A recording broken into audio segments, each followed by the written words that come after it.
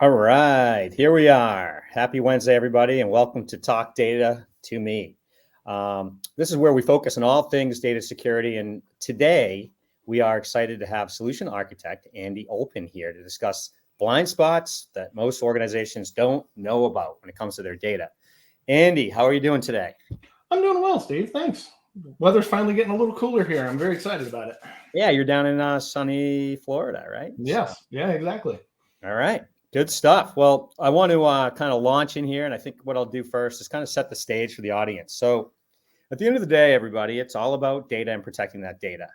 You really need to protect it, regardless of, who has it, where it lives, where it goes. And I know that we all realize that that's a major challenge today, especially with the proliferation of data and the way we use it.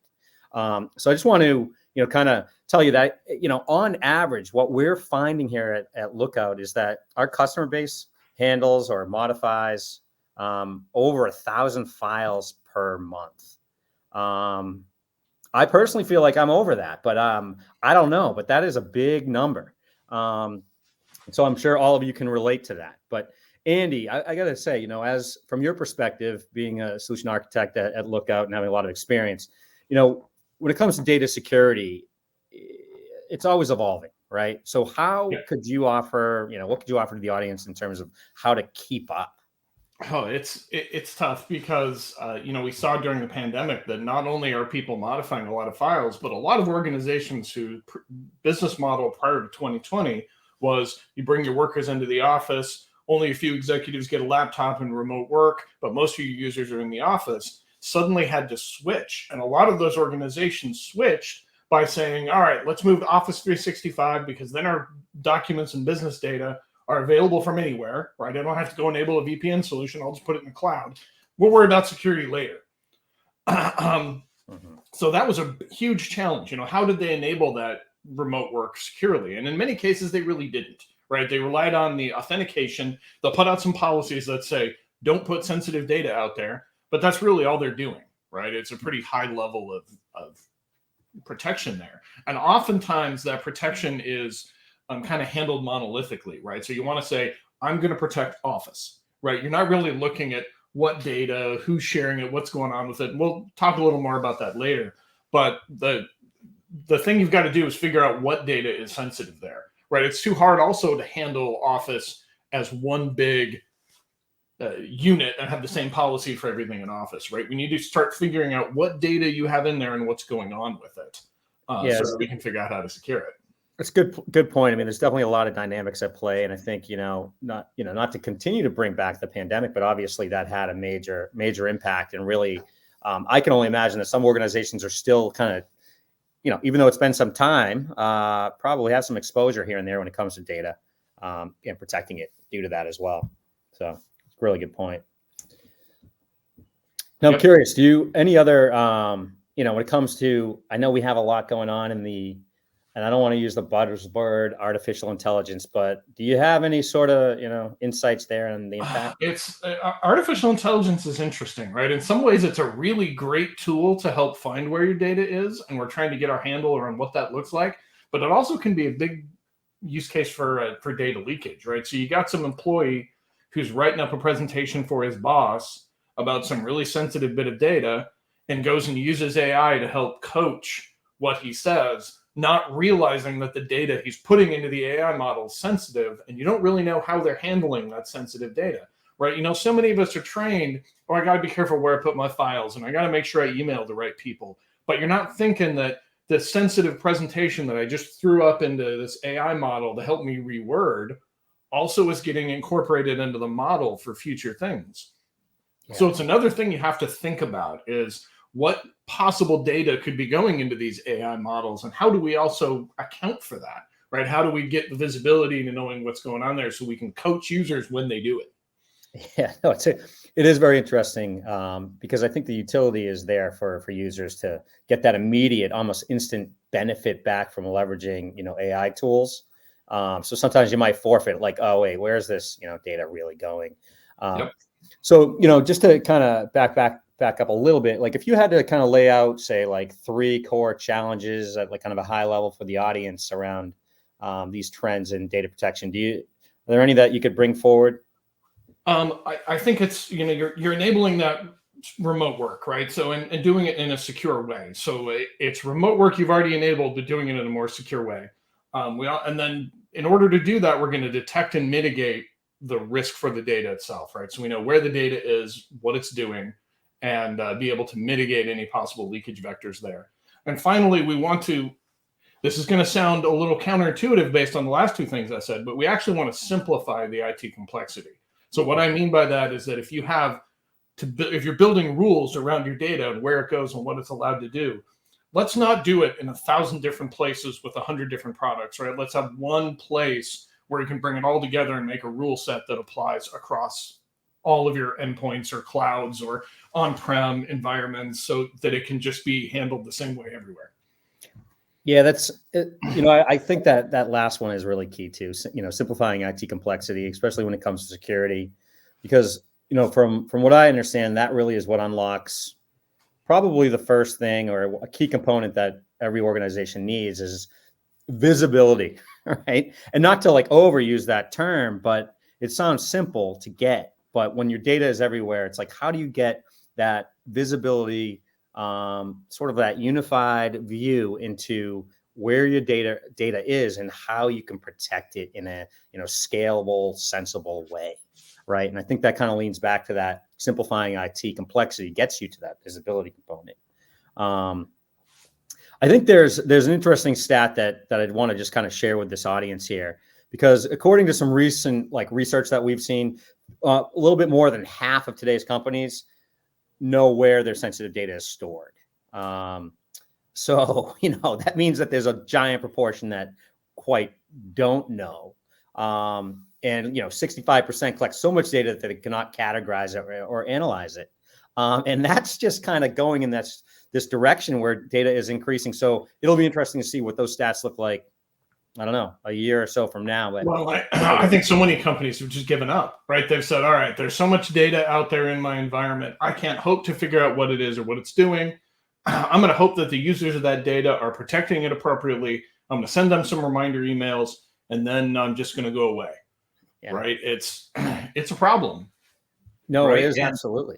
It's a scary problem. So I guess, Andy, if you don't mind, would you take us through, we touched on this visibility component, because I'm thinking that for the audience here, if they had to benefit from like one immediate step, it's like, okay, let's start strategically and say, how do we get visibility into all the data and where it is, and then start to layer in the security.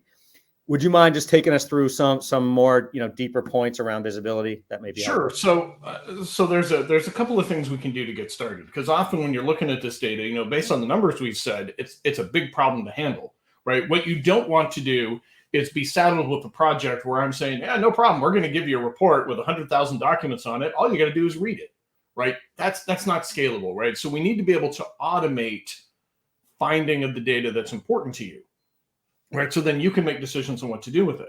So we can do stuff like looking at all the data and the locations, who has access to it, and then start using even industry standard mechanism for common data types, right? Like credit card numbers, social security numbers, right? That stuff is very easy to identify with automated tooling, right? So it's one thing we can do right out of the gate to start making sure that where your sensitive data is. Right. Once we've got a handle on that, we can start looking at data specific to the organization.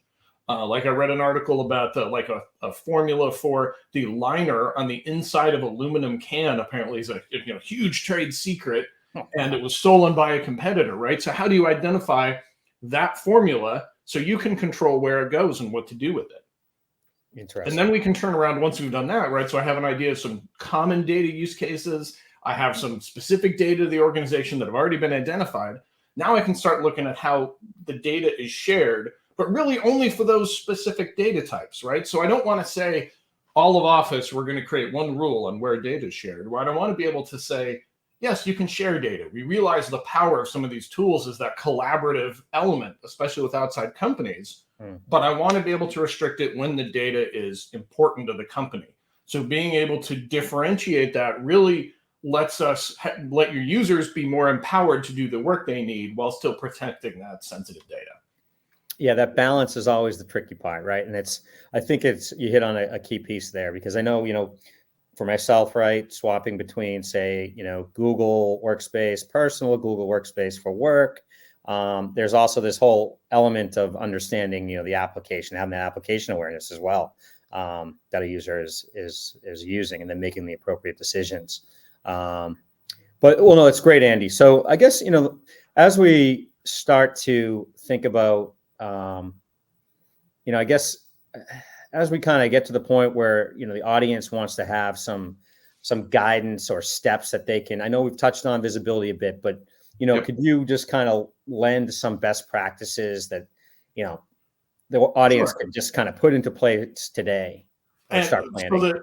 the first thing I want to make sure everybody understands is this is a big problem. And yes, there's a lot of data, but it's simpler than you think to make progress, right? So the first thing is that visibility we talked about, right? So if I can start just doing a risk assessment, look to see where my data is, I can gather information on basic usage patterns, right? And the advantage to visibility is that I'm not making any changes that affects the user, right? It's just giving me a little bit of data to work with, right? Then I can start planning once I have that data, what I want to do. And even this does not have to be super impactful, right? We've had customers come to us and say, oh, I don't know if I'm ready to start blocking downloads of sensitive data. And what happens if this document social security number needs to be downloaded by HR? And, what do I do about that? And, oh, it's a big deal, right? One simple thing we can do is stuff like adding a confidential watermark to all documents with a social security number, or just logging a special exception every time a document with a credit card number exists or a passport number is downloaded and information about the device, right? So to start off, you're not impacting work. You're still allowing all the business to get done the same way it is today, but it starts to let you build a picture about where your data is and how it's being used.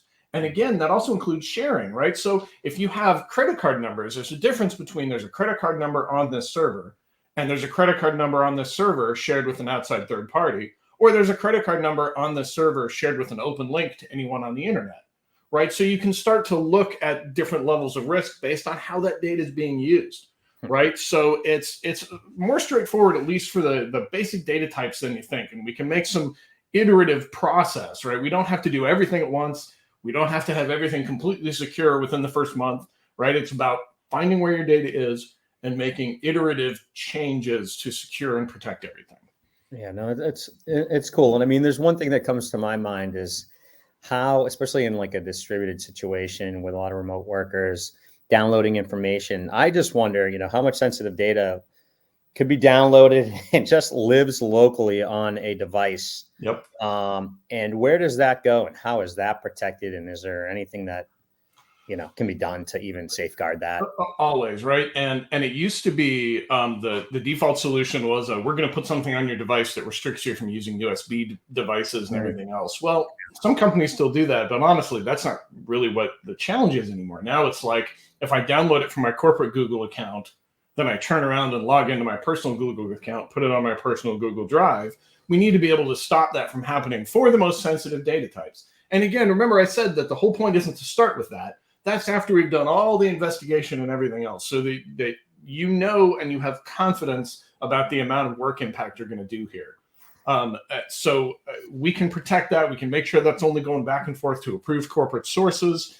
We can even encrypt that data as it's downloaded to allow you to, again, expand the work options. So, instead of saying, all right, our cloud environment's really secure, so you can't log in from a personal computer, what I may do is say, all right, you can log in from a personal computer, but any of your sensitive data that gets downloaded, we're going to encrypt and DRM protect, or we're not going to allow you to download the sensitive data, but the other data we can allow you to access, right? So it's about giving you the knowledge of where your data is, control over where it goes, which ironically lets you open up a little bit to the rest of your environment so that you can free up your workers to work in ways that are more convenient for them.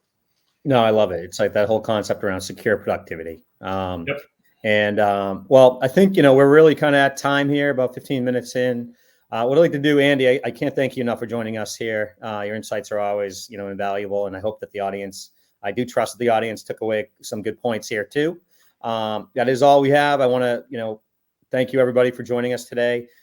One thing, you can check the post. There is a webinar that goes into a bit more detail I know, Andy, you were one of the core speakers on that webinar. So I encourage everybody to check that out and come, find us again for the next Talk Data to Me. Take care, everybody. Thanks, Steve. Thanks, Andy.